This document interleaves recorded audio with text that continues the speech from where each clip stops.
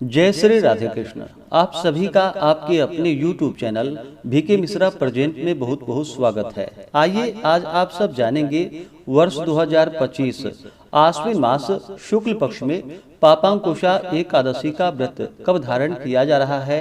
तो जानेंगे व्रत के शुभ मुहूर्त के बारे में, व्रत के महत्व के बारे में, व्रत का पारण कब और किस चीज से किया जाएगा, इस व्रत में खास करके भगवान को किस वस्तु का भोग लगाए, क्या करे क्या ना करे। तो आइए जानते हैं इन सबों के बारे में। संपूर्ण जानकारियाँ की प्राप्ति के लिए वीडियो को अंत तक जरूर देखें। चैनल पे अगर आप पहली बार आए हैं तो चैनल को लाल बटन दबा करके सब्सक्राइब करें, साथ में बेल आइकन घंटी को दबाएं ताकि आने वाली वीडियो का नोटिफिकेशन आपको समय से मिलता रहे। आश्विन मास शुक्ल पक्ष में पड़ने वाली एकादशी को इसे पापांकुशा एकादशी या पापांकुशा एकादशी के नाम से जाना जाता है। आप सभी भक्तों को पापांकुशा एकादशी व्रत की ढेर सारी शुभकामनाएं। आप सभी के जीवन में लक्ष्मी नारायण की कृपा से आप सभी को सभी प्रकार के सुख तथा समृद्धि की प्राप्ति हो। जो भी भक्त सच्ची श्रद्धा के साथ, नियम और निष्ठा के साथ पापांकुशा एकादशी का व्रत धारण करते हैं, इस दिन भगवान विष्णु, माता लक्ष्मी और भगवान विष्णु के पद्मनाभ स्वरूप की पूजा करते हैं, तो इस व्रत के प्रभाव से व्यक्ति के सभी प्रकार के पाप और ताप नष्ट होते हैं। यह व्रत जो कि पुत्र, पत्नी, धन, वैभव, लक्ष्मी आदि सभी को प्रदान करने वाली है तथा अंत में मोक्ष को प्रदान करने वाली है। इस व्रत से मनुष्यों के पितृपक्ष के 10 कुलों का, मातृपक्ष के 10 कुलों का तथा भार्या पक्ष के 10 कुलों के पितर इस व्रत के प्रभाव से तर जाते हैं और वह भी चतुर्भुज रूप होकर पीताम्बर और वनमाला धारण कर गरुड़ पर चढ़कर विष्णु लोक को जाते हैं। यह व्रत अक्षय पुण्य फलों को प्रदान करने वाला है। इस व्रत में खास करके अन्न, भूमि, धन एवं गोदान देने वाला महान फलों को प्राप्त करता है। जो फल अत्यंत उग्र तपस्या करने पर प्राप्त होता है, वह फल इस एकादशी के शतांश से भी कम है। जो मनुष्य शार गंगाधर भगवान विष्णु की शरण में जाता है, वह निस्संदेह यम यातनाओं से छूट जाता है। जो संयोग बस इस एकादशी के दिन भूखे रह जाते हैं, वे भी यम यातना से मुक्त हो जाते हैं। सहस्त्रों अश्वमेध एवं राजसु यज्ञों के करने का महान फल इस एकादशी व्रत के 16वें भाग के पुण्य फल के समान भी नहीं होता है। इस लोक में एकादशी के समान पुण्यों का दाता अन्य कोई व्रत नहीं है। पापियों को उसी समय तक पाप समूह कष्ट देते हैं जब तक कि एकादशी व्रत करने का संकल्प न लिया जाए। यह एकादशी व्रत स्वर्ग एवं मोक्ष को देने वाली है। इसके द्वारा आरोग्यता, सुंदर स्त्री एवं धन धान्य की प्राप्ति होती है। तो आइए जानते हैं आश्विन मास शुक्ल पक्ष पापांकुशा एकादशी व्रत के शुभ मुहूर्त के बारे में।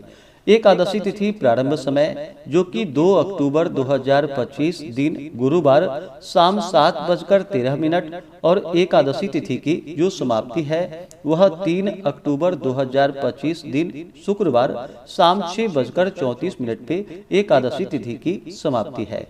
व्रत पारण के लिए कहा गया है। व्रत का पारण हरिवासर समाप्त होने के बाद और द्वादशी तिथि में ही करनी चाहिए। द्वादशी तिथि का पहला चौथाई हिस्सा हरिवासर का होता है। द्वादशी तिथि प्रारंभ समय 3 अक्टूबर 2025 दिन शुक्रवार शाम 6:35 और द्वादशी तिथि की जो समाप्ति है वह 4 अक्टूबर 2025 दिन शनिवार शाम 5:10 पे द्वादशी तिथि की समाप्ति है। तो सभी भक्तजन पापांकुशा एकादशी का व्रत जो कि 3 अक्टूबर को धारण करेंगे सूर्योदय व्यापनी के अनुसार।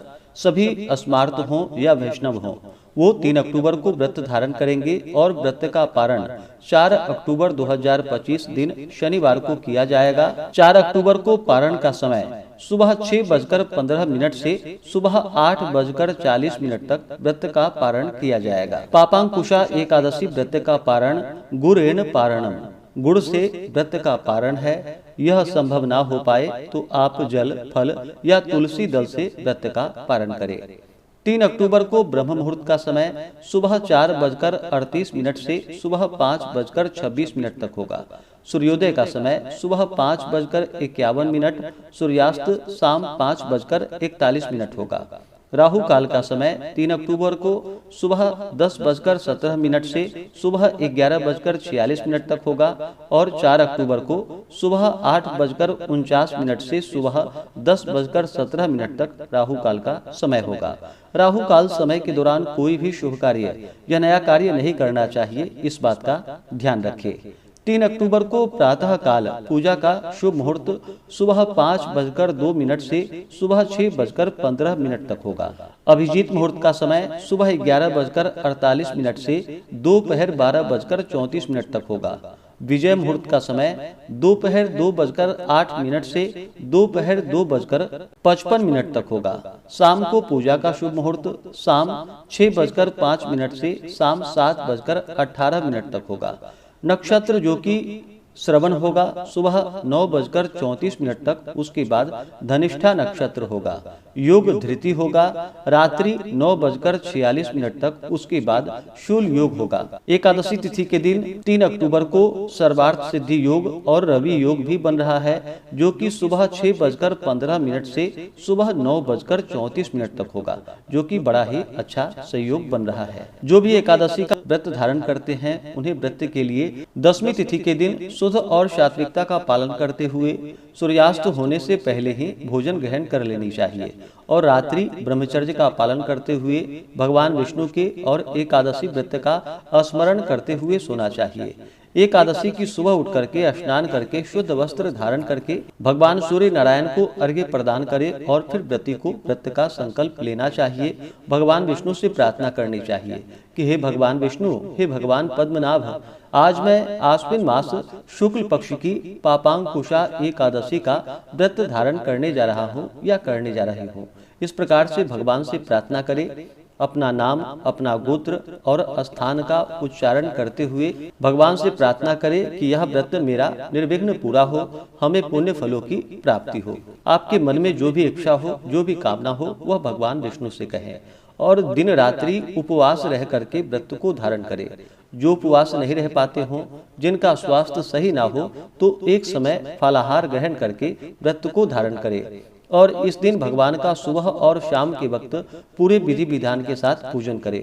इस दिन भगवान का जल से अभिषेक करें, पंचामृत से अभिषेक करें, शुद्ध गंगा जल से अभिषेक करें, भगवान को पीला वस्त्र चढ़ाएं, यज्ञोपवीत अर्पित करें, फिर भगवान को काले तिल अर्पित करें, जौ चढ़ाएं, तुलसी दल तुलसी पत्र चढ़ाएं, भगवान को पीले पुष्प या कमल का पुष्प मिल सके तो कमल का पुष्प अर्पित करें, पुष्पों की माला अर्पित करें, फिर धूप और दीप दिखाएं, अनेक प्रकार के नैवेद्यादि भगवान को अर्पित करें।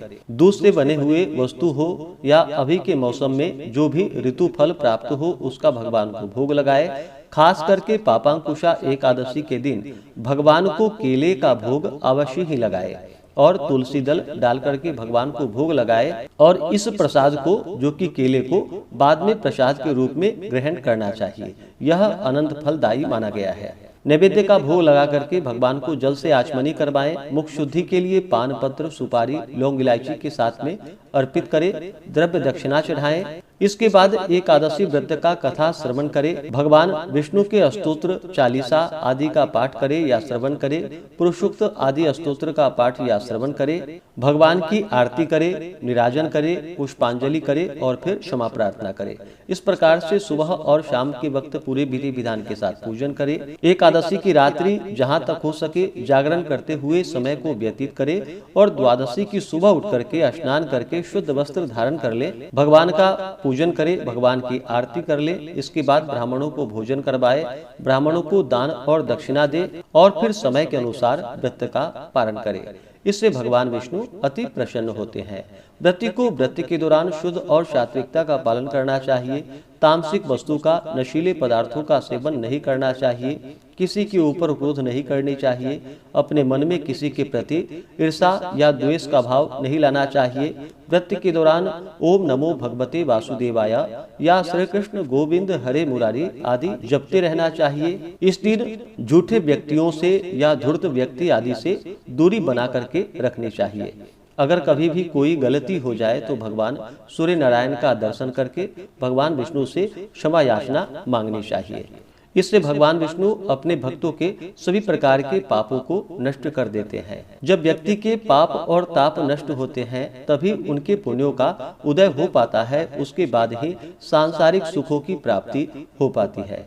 तो आशा करता हूँ कि यह जानकारी आपको अच्छा लगा हो।